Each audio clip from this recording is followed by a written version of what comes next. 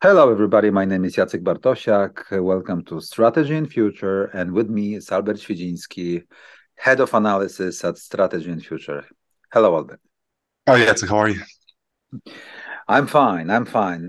Just for our listeners and viewers to know, with this program, we are initiating the new series called View from Poland, where Albert and I will be presenting our worldview as we see here from Warsaw in those turbulent times in January 2023 and onwards, where the future of the humanity, future of the world is being shaped by the events close by, but also by the events globally, including the most important, most seminal relationship between US and China. And with this program, we want to present how we perceive all those things, those tectonic shifts, those tectonic forces, as we see them at Strategy and Future, based in Warsaw. That's why the title of the program is View from Poland.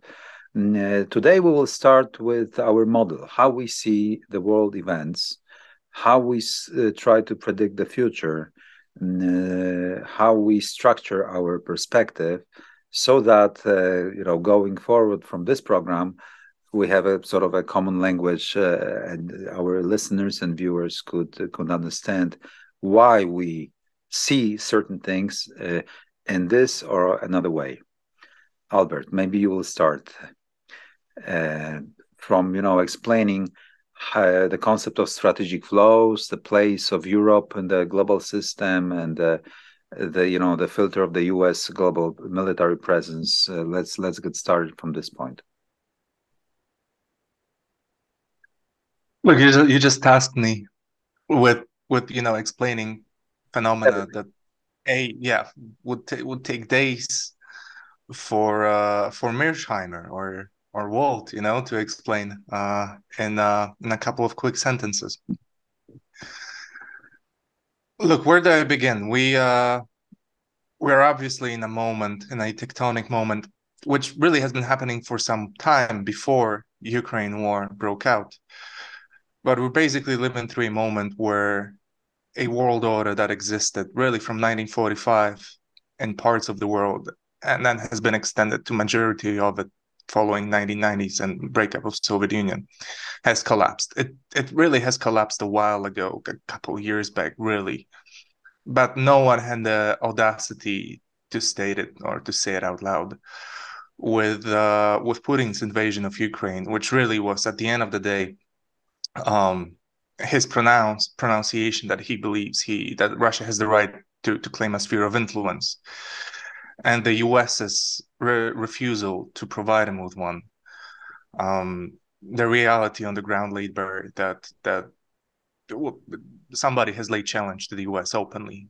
A major power has. And really, in a way, Vladimir Putin will be the person who's begun who was a midwife, so to speak, of this new world order. At the same time, it has proven that he was unable to shape the reality the way he wanted. So this is the moment we're finding ourselves in, and this is one dimension of it, but the other dimension of it is the way Europeans are trying to navigate this, especially the Western Europeans. And there is a lot of talk about, renewed transatlantic bonds. But you see that clearly those transatlantic bonds do not extend to relationship with China, vis-a-vis China. So in this way, you see that there is a growing competition between systems, so to speak. Yeah, maybe, if I could have a few comments that would synthesize a little bit before we dive into details, as you're attempting to do. Basically, we think that following the Second World War, we lived in the U.S. primacy system, for sure, where the U.S. alliance system was working. And it was based on the freedom of strategic flows, where the United States decided between the allies and themselves, at the same time containing the Soviet Union and its bloc, So within the US allies, there was the freedom of strategic flows, meaning movement of people, goods, knowledge, finance, capital, data, science, and stuff. And that created the global system where prosperity flourished. And Poland and other countries of the former Soviet bloc joined this system. So the US primacy was almost existing everywhere, even including China, which accepted, finally, after accession to WTO, accepted the US supremacy in the system. So United States was at the apex of power by shaping the most important things on planet Earth, the way the strategic flows operate. Plus, the United States has a predominant military power with a forward position in Eurasia and around Eurasia on the maritime stations, U.S. Navy, and of course the rotational or presence, real presence, hard presence on the continent, usually in the rimland of Eurasia, and that's how NATO was extended. Poland happily and luckily joined NATO and other countries as well. So the U.S. primacy system was extended. This system is under fire, is under attack, because China, primarily China, at the end of the day, doesn't want to accept the eternity of the system because of its growth, of its ambition. And Russia didn't accept it either. So, but Russia wanted to, that's my opinion, Albert, you might disagree. Russia wanted to improve its own holding, its own positioning, maneuver, by initiating the war in its periphery in Ukraine, to bargain the negotiating position between Europe and China, preferably without the presence of the United States in Europe, whose credibility, after the defeat of Ukraine and blackmailing the intermarium countries like Poland and the CE, would be, United's presence and United credibility would be annihilated. So United States power, political power, would be removed from Europe, and Russia would have a negotiating space to discuss with the continental powers like Germany and France to create a economic zone between Vladivostok and Lisbon, buffering China and so on. So that was a great Eurasian game that has been with us.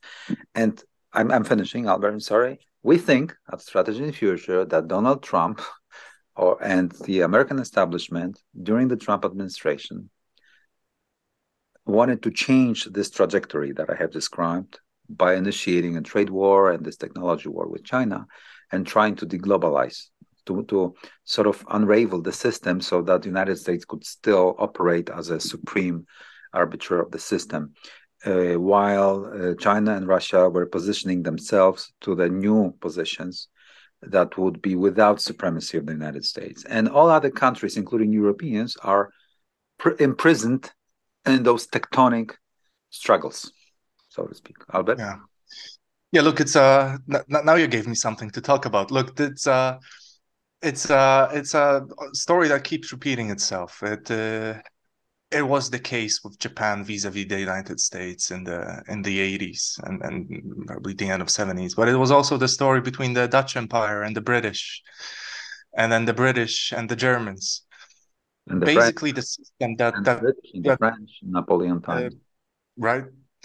The economic system, or that was underpinned by the US power, allowed multiple participants to get rich basically within it. And one of those participants following the 2001 accession to the WTO was China.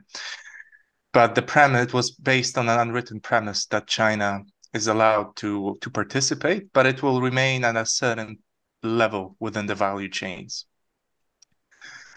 But it so happened that China, while seemingly, accepting where it is, in fact didn't, and attempted to move further and further up the value chain.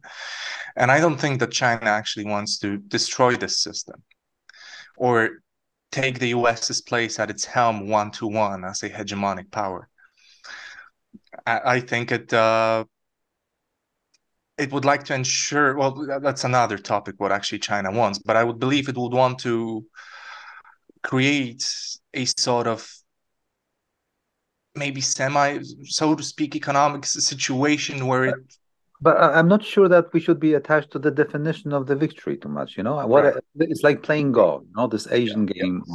That's why it would be a mistake to think of Chinese goals as a mirror image of what the US achieved.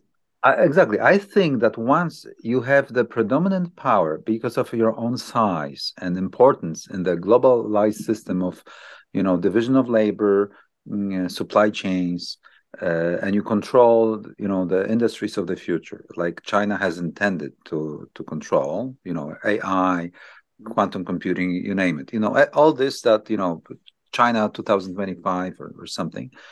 Once, and that means that you have a power to shape the direction, the volume, and the value of strategic flows.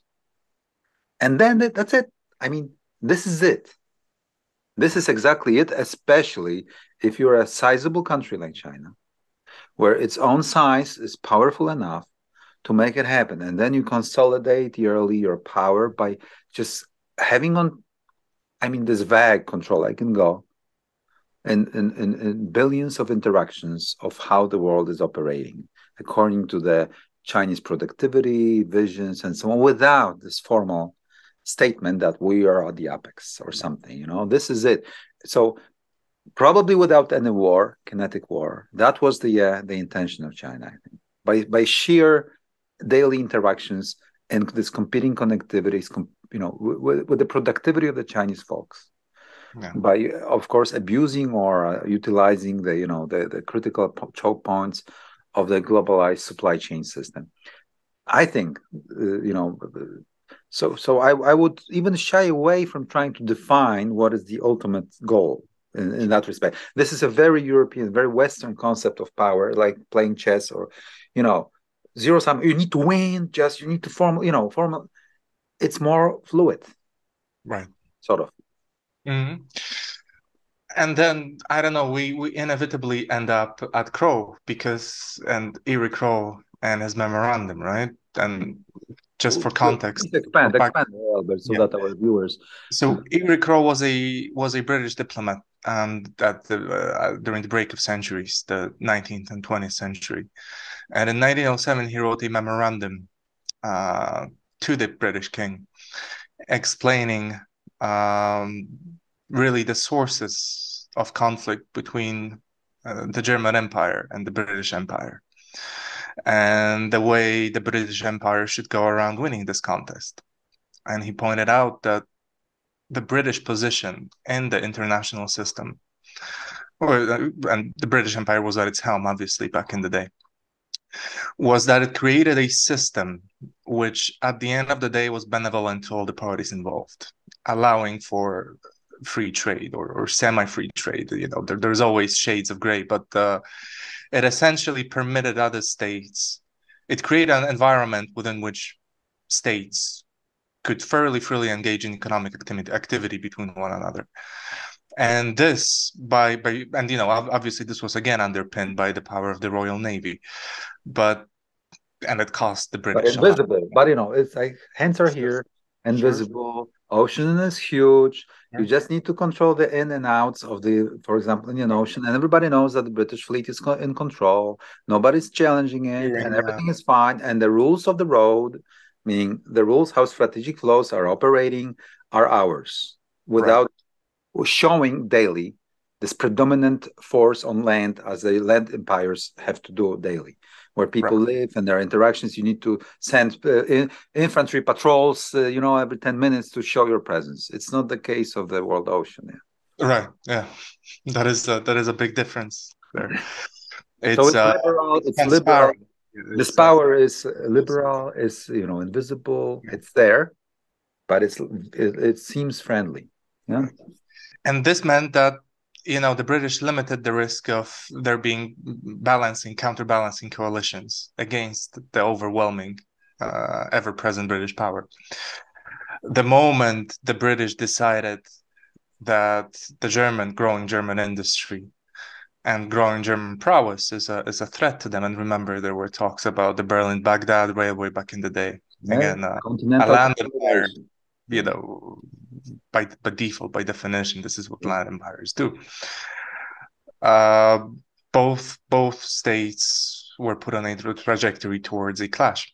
And again, the key here is that if a maritime power wants to keep its position, it must do so by synchronizing its interests with the interests of the general international public. Yes, I mean countries that want to use the world ocean as a highway of free goods, right? Yeah. To prosper, to live. Right. And the lesson from the Crow Memorandum, if I may, Albert, is just the sea power, the sea hegemony of the British, and later on the Americans, should be hinged upon this feeling of freedom of movement, of strategic flows. Right. And just this great power of United States or UK should only be behind the curtains.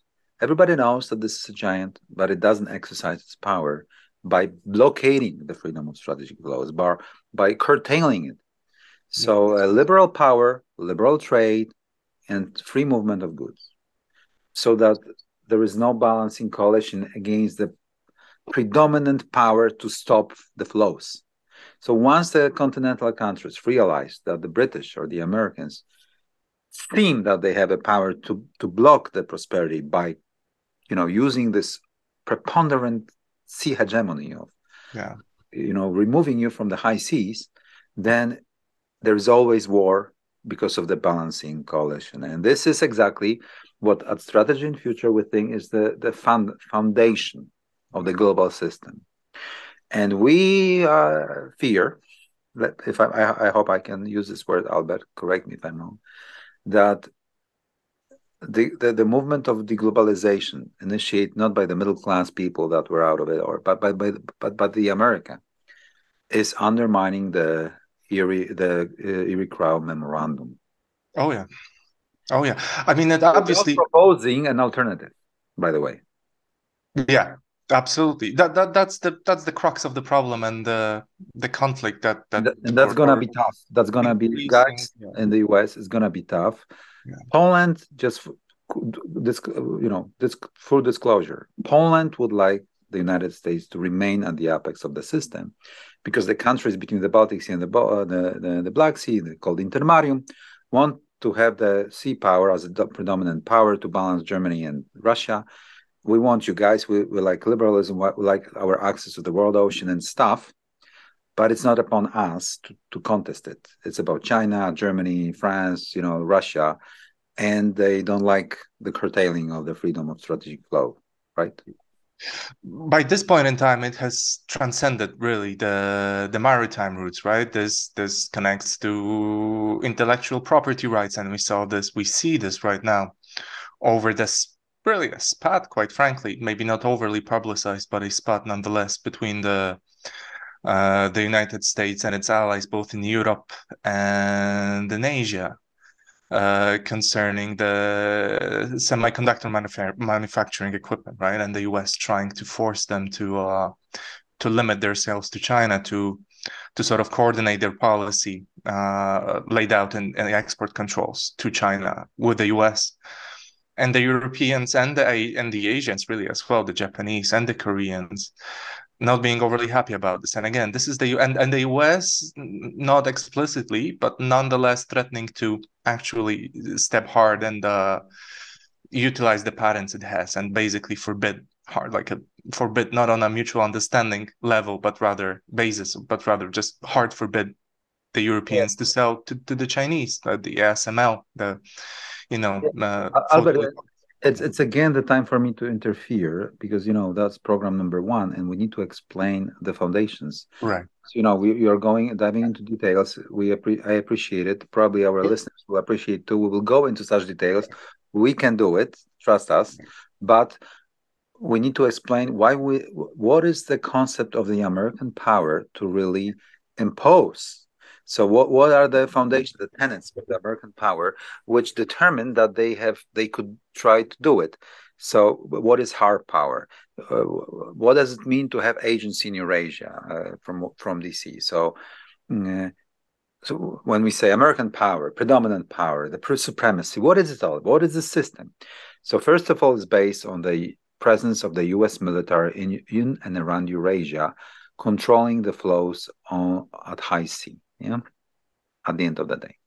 Second, American alliance system that creates a proper balancing space to create stability, okay? And this is exactly being challenged because the countries that oppose this American presence claim that the American system and the American military power is not strong enough, not powerful enough to have the same level of authority in the system as it has had.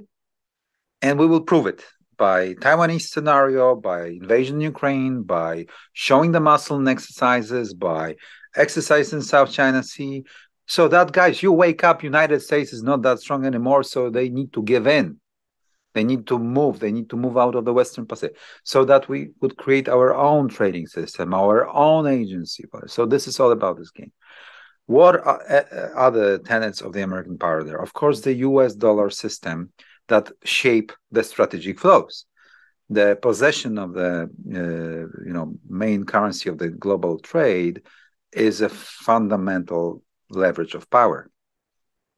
And later programs will go into details what it exactly entails. But basically, this is the system that creates the very convenient mechanism to control the allies in security, also create the proper balance of flows inside the U.S. economy and outside U.S. economy, creating a sort of advantage, structural advantage for the United States, in exchange for stabilizing the world order, yeah, and the U.S. forward presence in Eurasia. And this system is also being under threat by sheer deficit, by sheer debt, by the structure of the trade, and also by the globalization itself, and its most prominent winner being China. So all tenets of the American power, and there are many, many more, like patents, probably industrial knowledge, all those things that create also supply chains that are the spine, that are the backbone, that are the bone system of the organism of planet Earth, are being slowly but steadily contested. Yeah, threatening the change at the apex of the global supply chains of the future industries and so on. And this is exactly the battlefield. This is all those things that I've just mentioned are the battlefield of, I think, the turmoil that has started. And at Strategy&Future, we called it the Third World War, but the one that is different from the previous ones, because the kinetic aspect doesn't need to come into play just to make it war anyway, like trade war, kinetic war. That's why we it's a different one, but still it will decide about the future, including our dear Poland and the countries squeezed between the continental Germany and Russia, with China trying to come over to Europe with Belt and Road and something, all those Kinderian scenarios of the continental consolidation, where Poland is exactly in the middle of all those geopolitical teachings and lore, yeah, and knowledge, and all those mental maps that are embedded into thinking in Moscow and Beijing and DC, Washington DC. Right, I totally concur. And again, you see, again, the war in Ukraine had this little thing to it that it really laid bare and it stripped, to an extent at least, it stripped our understanding of the world. Well, we really had that understanding before, but of like this layer of morals and narratives centering around morality or values or commonality or values. We saw, and again, we saw in a bright flash the basic foundations of, for example, the German economic prosperity, right? That there were two legs to it, really. The first one's cheap hydrocarbons from Russia, and it was not naivete of the German elites. I would argue maybe they calculated they miscalculated how Vladimir Putin would behave, and perhaps his personal idiosyncrasies regarding the making that we would assume before. But the other leg of the German prosperity was the ability to engage in economic exchange with Asia, with China, right? To both to sell over there. 40% of Volkswagen Group cars are sold in China, but also to have China as an important element of value chain, right? Of supply chain. Yeah, and the third leg, having a consolidated European market with its own dominance in finance and the supply chains and the yields that are being made there, in a way, by creating the Eurozone and stuff. So they also accumulated the political power to influence the future of the European Union.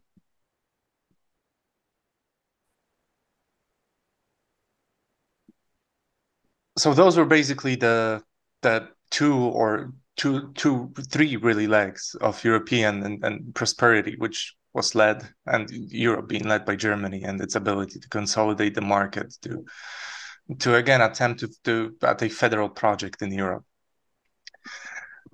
And in all honesty, again, Polish perspective is a bit is fundamentally different really to the German one. But it's looking at things from the German perspective, it's completely understandable why they aren't willing to dive headfirst into this contest the US has launched, because really it was the US launching the contest more than anyone else, vis-a-vis China and the global effort to deglobalize. Right. Again, and it's a side thought, but in a way you could argue that there are really two hard revisionist powers right now in the world. The one is obviously Russia, not willing to accept the place it was bestowed upon it in the international system. But the other one, especially in the Western Pacific, is the United States.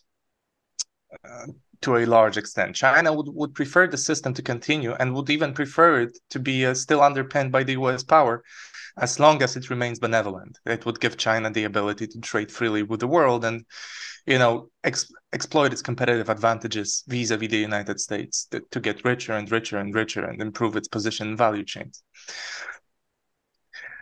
Europeans, however, especially the Germans, the west of Europe, is very far from revisionist. It would really like to keep the international system the way it worked. It is the only way really for it to preserve its prosperity in the face of rising costs, the labor costs, right, losing some competitive advantages. So while we saw this, I think, driven partially by emotional response and the need to cater to the societal response to the war, so we saw this surge of pro-Atlanticist thinking in Europe. We now see this clearly subsiding in the Western Europe. We see this in Germans refusing, really quite frankly, flat out, to join the US bandwagon when it comes to limiting trade interactions with China. We see this in the French, and if you compare it in French, speaking about strategic sovereignty of Europe. And again, mind you, strategic sovereignty of Europe does not mean that the Europeans, the strategically sovereign Europe, will coordinate its foreign policy with the US. It could be quite the opposite. And by the way, if you read de Gaulle speeches from the 60s, this is exactly what Macron's been saying. Of course, de Gaulle had a completely different pedigree to President Macron. Was a different caliber of a leader, so to speak. But the idea remains the same. So the Europeans are very far from willing to accept the rules of the road that the US is now trying to lay out, and understandably so. Western Europeans. Yeah, because with the Russian hydrocarbons gone for the foreseeable future, again, I do believe the Germans will angle hard to go back to status quo antebellum, and this was stated openly by Scholz and other politicians, right? That all it takes for the old order to set back in is the Russians withdrawing their troops from Ukraine, which is quite absurd, by the way, both from constructivist standpoint and realist standpoint. From constructivist standpoint, the idea that you can launch a war of aggression in the 21st century, launch a massive campaign directed at the civilian population, really.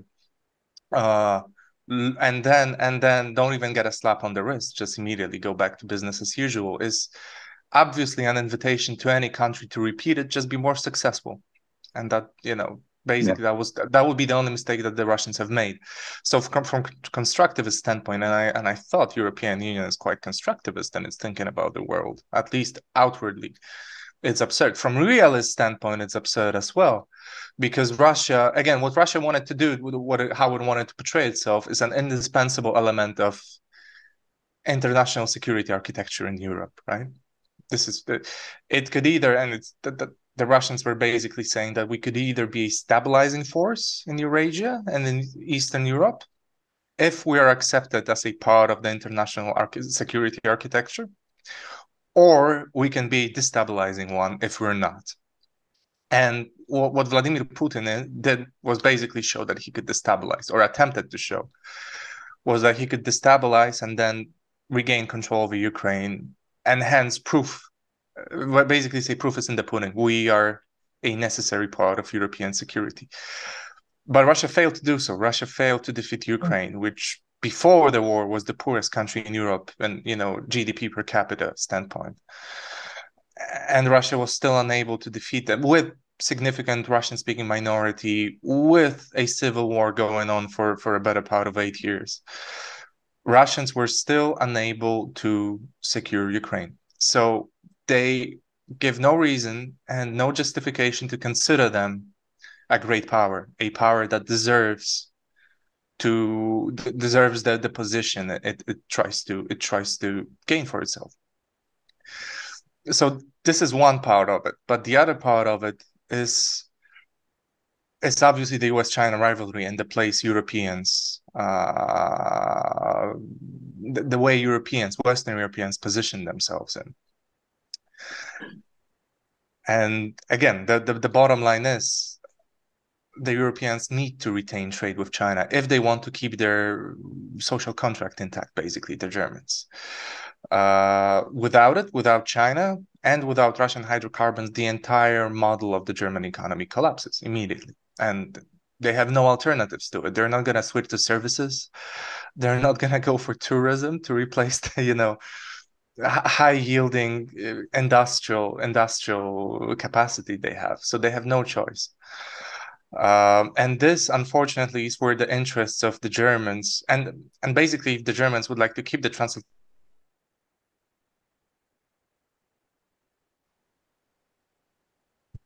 this is basically where you're at a crossroads when you're Germany, because you cannot possibly conform to what the what the Americans want from you.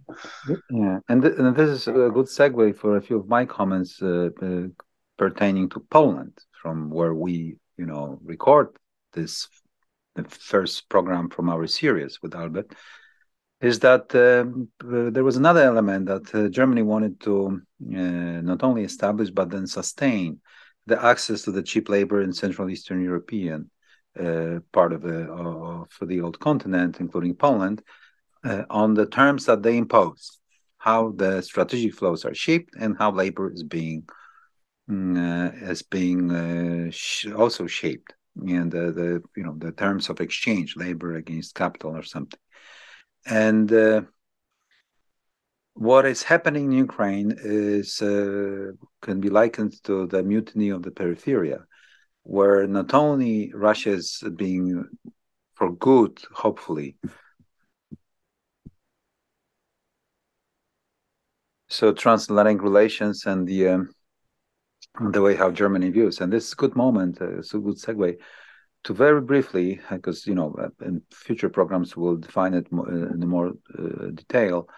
Yeah, I'll try to define the Polish perspective, because we've been right now with Albert, we've been discussing global issues, how different angles of perspectives, but it's a good moment in program number 1 to establish the Polish interest. So first of all, we have been happy with the U.S. supremacy. The system was liberal, was benevolent, was good for strategic flows, we were the peripheral country of the system, and with the US at the apex, that was maybe not the best, but there was no better solution to the challenges that we face. The challenges in security, and number one was keeping Russia out of the European system of balancing. And this has been with Poland for the last 500 years. That was a grand strategy. And for the most part of it, we managed to keep them out. Just for our Western listeners to know, we were successful for the most of this time. And we have had 19 wars with Russia over that issue. And this destiny is shaped by other countries of the region, from the Baltic states to Ukrainians. And that's why we share our belief with our brothers in the East. This is called the intermarium strategy, the distinct geopolitical concept that keeps Russia at bay, out of the European system balancing. That was demolished with the Napoleonic era, maybe 7 years war, maybe wars with Sweden. The historians will be arguing about it, discussing it. But anyway, we are returning to the main default of the European continent. And this has not been taught at the Western schools of strategists over the last 200 years. So that's something new, and we want to stress it. So that's how we are, we raise our kids here, and how we view the world, with the intermarium as one of the main geopolitical entities in Europe. Which is completely absent from the, for example, French kind of thinking, because this is Russia and Germany and the countries in between, the crash zone that nobody reckons with, all those, orphans from the Versailles system or whatever, or the empires. And this is not how we view the world, guys, in the West. So that's number one, keeping Russia out of the system. And number two is trying to minimize the economic disadvantage between Western Europeans and Eastern Europeans, and this is why we joined the European Union. So this is why we joined NATO, to keep Russia out of the system. This is why we joined the EU, to be, to progress, to be better off, simply, and close the gap between us and the Germans and the French. So this is it, and other things are just the instruments of it.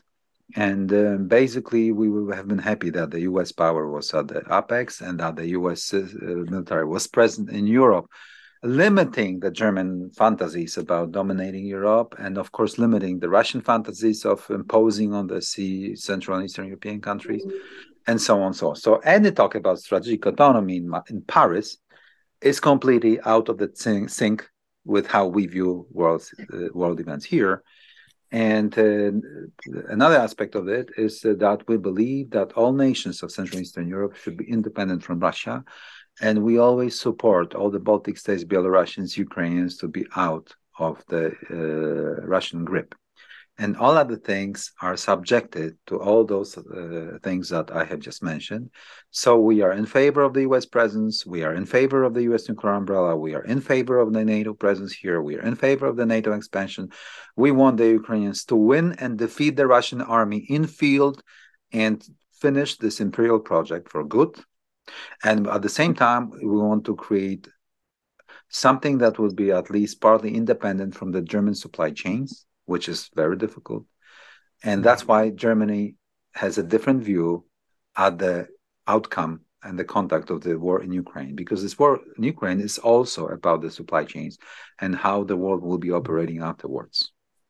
Yeah, exactly. Look, again, you can just go back to the first days following Russia's aggression, and the anecdote of the Ukrainian ambassador to Germany, who pleaded desperately for help from the Germans, and then he heard in response, and the German foreign ministry, that there's no point helping them because the war will be over in days. So it was in a way a peculiar example of German humanitarianism. Excuse me. There is no point, extending the period of suffering of Ukrainians. It's better that they collapse immediately, and things can go back to the way they were, again, to uninterrupted transfer of hydrocarbons and stuff like that. And it's very understandable from German perspective. It will be preferable for Vladimir Putin not to make drastic actions, unnecessary drastic actions, quite frankly. But if he did, it would have been preferable if the war has ended as quickly as possible and normal economic interaction would resume, which is again what Germany is still telegraphing today. There were a couple of speeches of Olaf Scholz in late December saying exactly this: just withdraw your troops. And again, this is very understandable because this is the only way to retain the German economic model. But again, this economic model assumes basically that, look, you basically have what the darkest dreams of Canaan being one step closer to materializing. You have economically and technologically advanced Western Europe. You have vast swathes of Russia with its raw materials and possibility to outsource the most dirty industry to Siberia. Dirty industries to it. And on the other side of this whole ecosystem, you have China with a vast internal market, with its growing technological prowess, with its ability to be a part of value chains. So in that, and again, this in a way is an economic environment, economic proposition that would benefit billions of people in Eurasia, right? It especially if you're able to work out a decent economic solution, the way the trade is in terms of trade and the way trade is conducted. It's a system that will benefit the Western Europeans. It would be a system that would serve China well. It will be a system that serves the Russians well as well. The only place that it wouldn't serve well is intermarium, right? Are the intermarium countries, which would have to, which would be a pawn in this game and would have to be this way or another neutralized. They would either have to be neutralized the way Ukraine has been neutralized by military terms, or neutralized the way Poland has been neutralized. That is, without shedding any blood, but essentially being no agency. Reduced to a semi-periphery to borrow from Wallerstein. No industry, no nuclear energy, no military. And this system that will benefit billions upon billions of people in Eurasia, objectively speaking, is a system in which the US is undesired and destabilizing influence, right? There is no need for US trying to force its view of economic relations between the world and China. There is just no need for that, right? The only place, and this is why you could see Macron being so enthusiastic about strategic sovereignty of the European Union. And by the way, just like de Gaulle, when Macron is speaking of European interests, he means French interests. This is just the way the French operate, the way their vernacular operates, and that's perfectly fine. Makes sense. But basically, this proposition leaves no place for the US to be here as a destabilizing element that really ruins great business plan at the end of the day for the people of Eurasia. So the only place that the US is really needed in Europe is over here. But this also means that the US cannot really afford the way it thought it could. And again, the war laid bare where the Germans' interests lie, and what is the economic rationale, really based on any emotional calculations, just economic calculations and economic rationale lies. The war laid it bare. But that means that the idea that the US could, and I'm not saying this because I want to pitch this idea, even though it's shaky, I really think that's the case. The US cannot afford to prioritize the Western Pacific the way it thought it could. And with all this pivot to Asia, with their battle concept, with all that we have been hearing and a Strategy&Future investigating for the last 8 years. Yeah. This joint between Heartland and Rimland is just as important. You cannot afford it, because again, if you assume the Europeans will sort of stay course, and not decide that they are not willing to give up their prosperity for the US's sake, which they wanted, which is absurd. And this is the kind of strategic narcissism that McMaster spoke about. If you don't believe that the Europeans will give up their prosperity so that the US can retain its primacy, and that the Europeans give up their prosperity for it, then you cannot afford to do offshore balancing and over the horizon presence over here. You cannot do that over here. Because once you do, you can try, but it will not be effective. It will not, so to speak, it won't work. Yes, it will not stem the forces of consolidation of Eurasia from operating. Yeah. You will essentially have the countries that that have both bad historical memory of what happens when you have European concert of powers play out. You will have them neutralized again by the same force, the way Vladimir Putin attempted to neutralize Ukraine. But if you'd have, Vladimir Putin and the Germans realizing that this is in their interest, the intermarium states will be unable to withhold the pressure, to withstand the pressure. Yeah, of course. And then the US will be out of the continental game. It could attempt to limit, to contain China within the first Taiwan chain. Yeah, but of course there are illusions on the Potomac River, and I'll be very blunt now, that they will reorient Germany shorter or later. Yeah. But look, sooner or later, and that it will be Germany that will make for this pivotal system and so on. But it has not worked so far. Even if the US was doing all the right things, offering the Germans an alternative, offering access to its internal market to the Germans, even if the US was doing this, it would still be very difficult. But the US is not doing this. And here we go back to microprocessors or the Inflation Reduction Act. The US is not offering any viable alternative. In the same way, it hasn't really offered viable alternative to Huawei, unfortunately. And again, the connectivity and the productivity gains that the Chinese technology promises, that the US is trying to block Huawei, but it's not offering alternatives to it, which is a strategy that is doomed to fail. In the same way, the US on a grander scale is not offering an alternative to lucrative trade with China. I think because it cannot, but it also is not making an attempt to.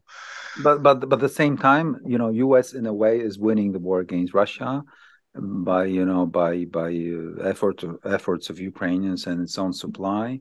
So it's a very mixed bag, but it's true, gentlemen and ladies that are watching us, it's a very mixed, a very complex thing. We have just touched the surface of all its issues, but we promise we'll get deeper and dive deeper into the following episodes of our series. We will talk about war in Ukraine.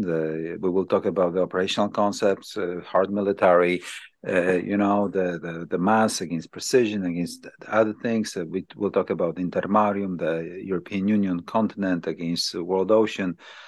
We'll talk about US and China, microprocessors, about the AI, different things. So there will be many angles, there will be many issues, many domains. We'll even talk about space contest, space race that has been launched also. We'll be talking about technology. All you will find at Strategy and Future, including our series with Albert that we have just initiated. We just wanted to start from something by giving you the perspective as viewed from Warsaw, from where we sit today, from the interests of our country, Poland, so often not known globally or neglected. But we have our own indigenous strategic thinking as well, and we have shared some aspects of that with you guys, also using the names and the notions known in the world's knowledge of strategy and stuff. We think in Warsaw that Poland and the region is at the turning point, alongside with the US being at the crossroads, and the history of the humanity is being written now down also in Ukraine and elsewhere. This is just the beginning of the turmoil that the world is descending into. Albert, some finishing thought or comment? No, sir. Sounds good. Okay. So good so far. Meanwhile, thank you for watching us, and looking forward to having a chance to presenting our views in the future episodes as well. Thank you very much. Stay with us at Strategy and Future. Thank you, Albert. Thank you.